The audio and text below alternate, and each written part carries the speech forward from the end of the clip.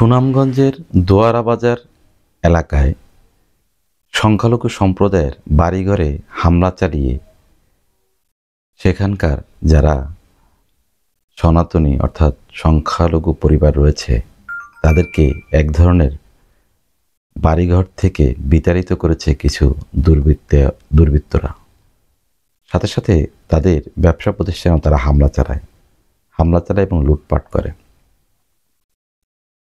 স্থানীয় প্রশাসন এবং সেনাবাহিনীর সহায়তায় তারা সে যাত্রায় কিছুটা রক্ষা পেয়ে তাদের জানকে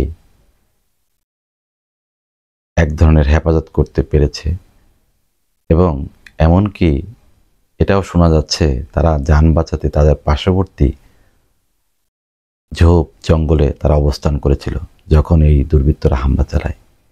এই দুর্বৃত্ত কারা সেটা প্রশাসন হয়তো খুঁজে বের করবে এবং হয়তো করছে, কিন্তু সবচেয়ে যেটি ভয়ানক বিষয় সেটি হলো এখনো সেই বাড়িঘরে যারা গৃহিণীরা রয়েছেন, মানে মেয়েরা অথবা মহিলারা রয়েছেন, তারা এখনো সেই বাড়িঘরে ফিরতে পারেনি। যারা ব্যবসায় ছিল তারা কিছু কিছু হয়তো তাদের দোকানপাট হয়তো ঠিকঠাক করে তারা সেখানে যাওয়ার চেষ্টা করছে। বেশিরভাগই ব্যবসা প্রতিষ্ঠান এখন বন্ধ রয়েছে। পাশাপাশি তাদের যে ঘর বাড়ি বসতঘর রয়েছে সেখানের অবস্থা এতটাই ভঙ্গুর যে বাড়ির যে শেষ অবকাঠামো, কারো টিনের চাল কেটে কারো ঘর ভেঙে একটা ভীতিকর অবস্থা তৈরি করা হয়েছে। স্থানীয় প্রশাসন তাদেরকে নিরাপত্তা দেওয়ার জন্য নিরাপত্তা চৌকি বসিয়েছে।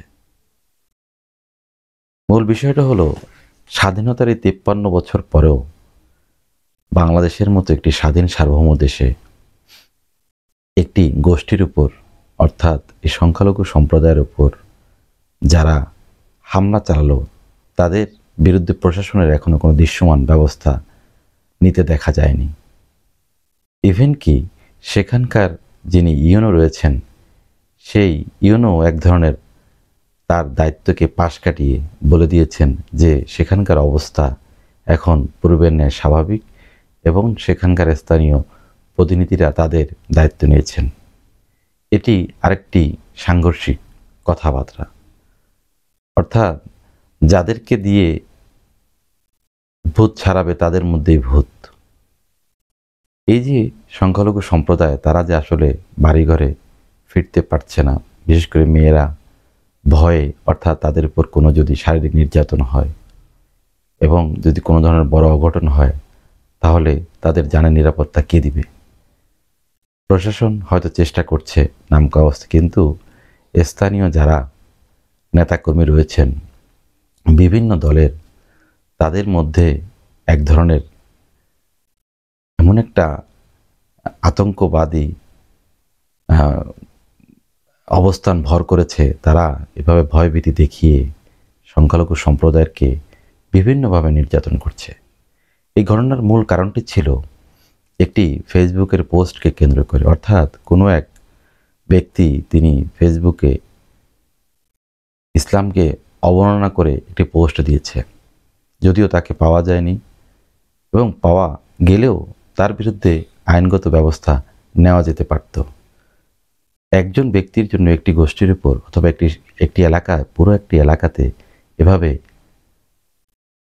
আতঙ্ক ছড়িয়ে বাড়িঘর নিশ্চিহ্ন করে দেওয়া, এটা আসলেই শোভন কোনো কাজ নয় এবং শোভন কোনো ব্যক্তির কাজে হতে পারে না।